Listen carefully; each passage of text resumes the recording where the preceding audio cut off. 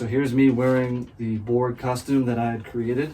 As you can see in the time lapse, it does not take me much to get into it. Obviously, it's been sped up, but it probably only took me about 5 to 6 minutes to get into it. It's relatively comfortable. I'm going to be putting it on the mannequin and going over all the pieces, where they came from, and its evolution over the last 11 years or so. So, stick around.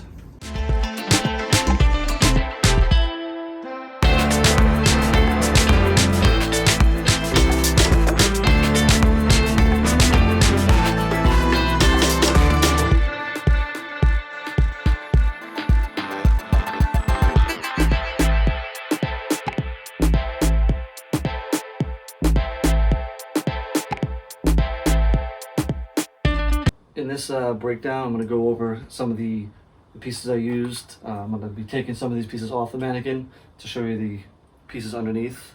There's a lot of layering that I did with this. I'm not going to go over every single nuanced detail. I'd say about 90 to 95% of this is a found product that was repurposed. I did make this before I had any sewing skills.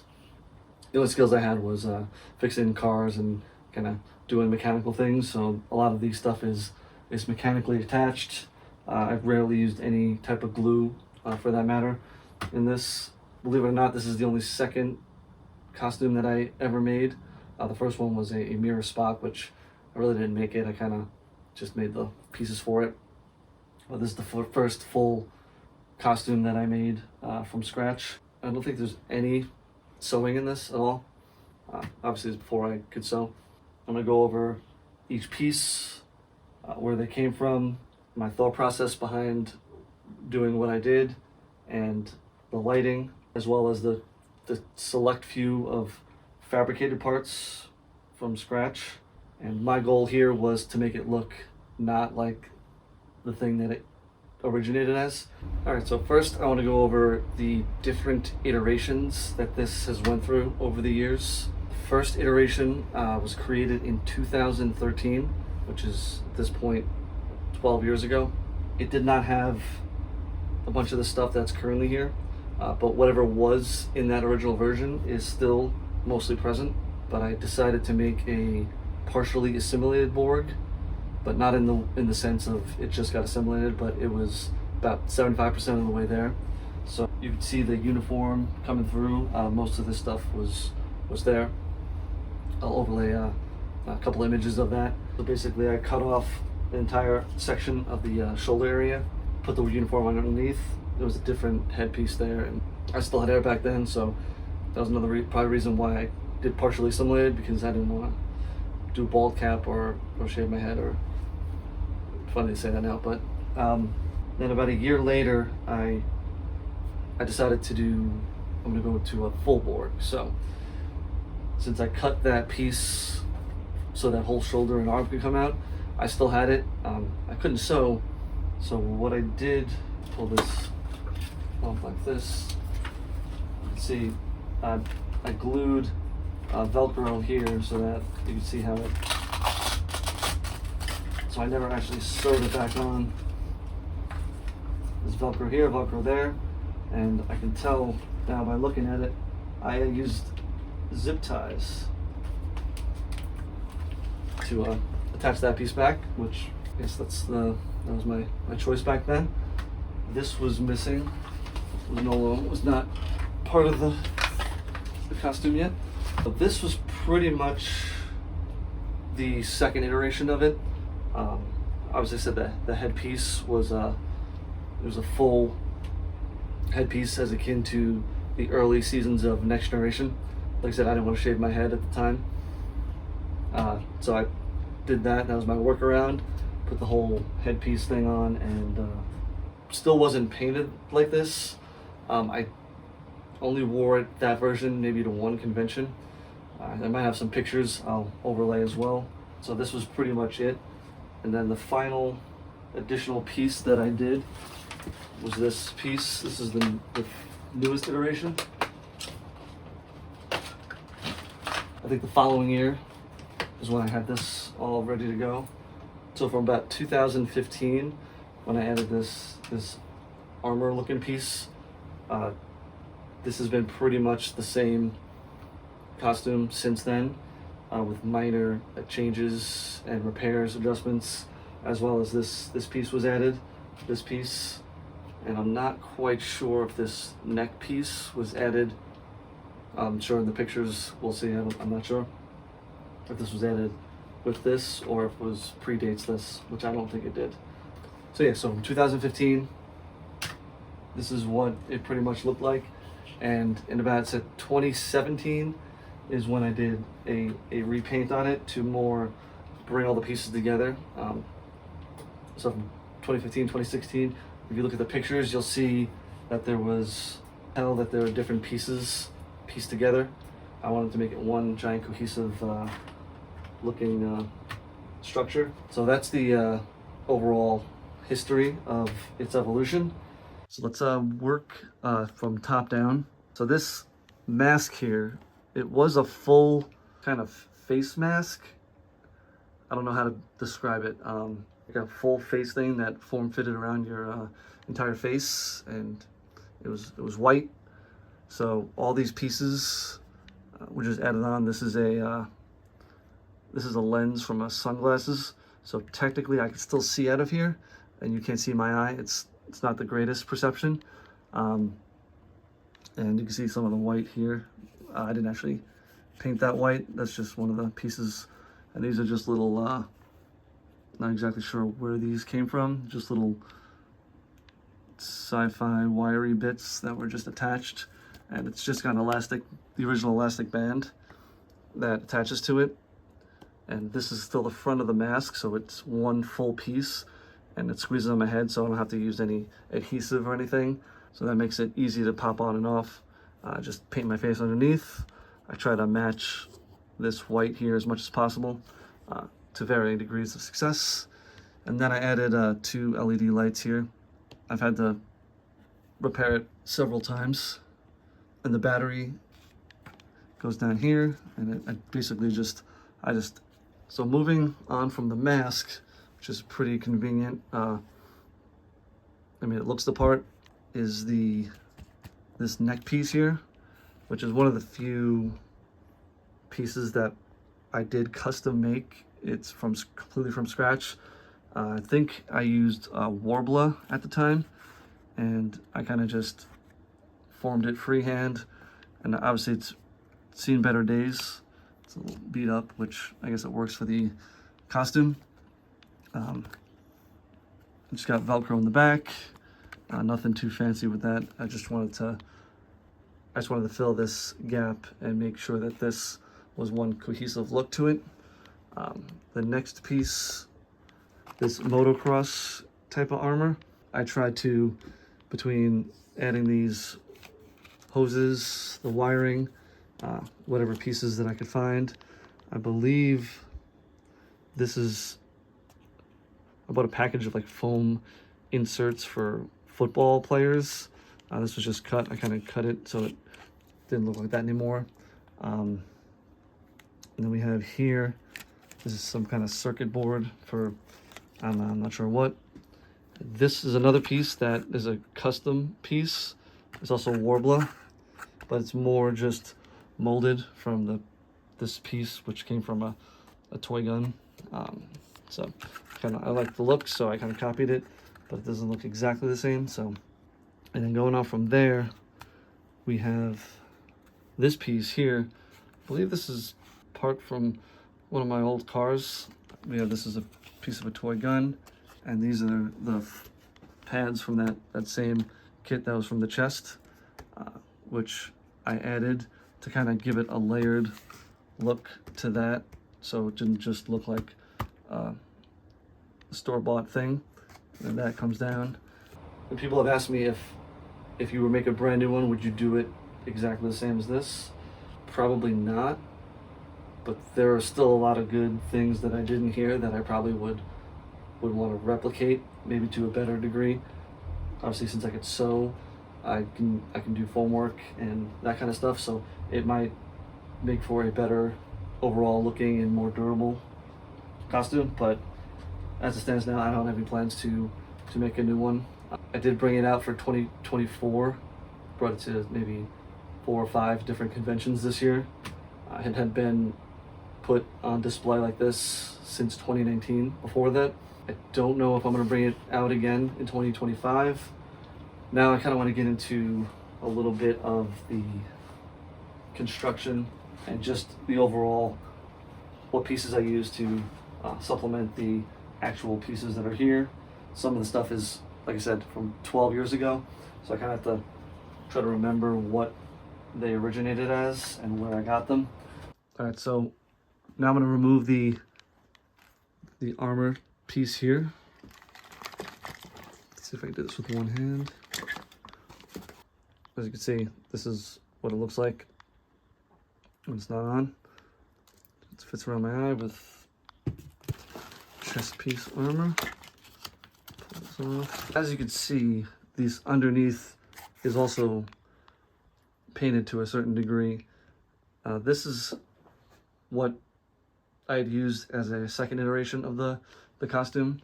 This is also a motocross armor piece. It's more a softer kind of for your undershirt, so it has the Borg aesthetic to it. Obviously it's been painted, and I've added tubes here and this box. I'm not sure where that was from. I'm pretty sure I bought it at Radio Shack, which, as we all know, is no longer around.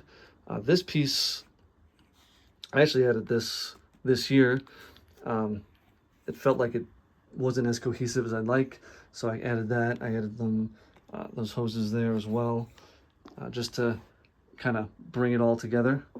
Asymmetrical look to it, so like I have more hoses over here with armor pieces on the arm, and then this long arm is longer than that, so and then the leg has a bigger piece there than on that leg.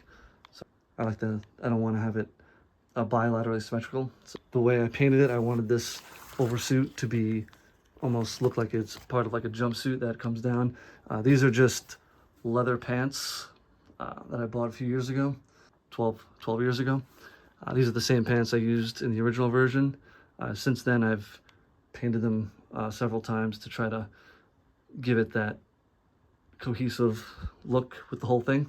Onto these, this was I think a set of hockey pads or hockey guard. This one and this, they're both for your legs, but this is supposed to be flipped around, so it is for your knee, but that's for your shin, and that's also for your shin.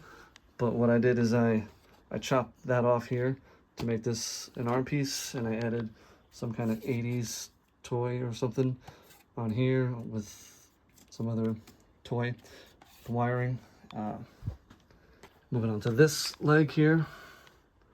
This is more of that football pad, which I basically bolted right to the pants. This is an LED light that either never worked or I just used it as aesthetics. This is part of a same toy gun that's up on the arm there, as well as this kind of piping that's probably, I think I got that at Home Depot. This is also part of the football pad, which I did not sew it on. This is definitely all zip tied in. I use a lot of zip ties, and as you see, this hose is zip tied in here, and it seems to have held up pretty good over the last decade or so. I've traveled with this dozens of times and crammed it in suitcases. And all right, so I put the chest back on. Next, I want to go over the one piece that I think I had the most fun making, which was this arm piece here. It started out its life as a regular plain PVC pipe that I got at Home Depot, and then from there I bought some clearance toys in Target and went to Home Depot. Since I was there, I got these, like, whatever these conduits were. The first iteration of this arm, there was a lot of empty space. See, this arm was not in the first version, the partially assimilated Borg. but it was present in the next iteration. It wasn't as detailed and intricate as this one is. To keep this on the mannequin, I just used a screw. I'm going to take that off so I can give you guys a better look at the arm and go over that.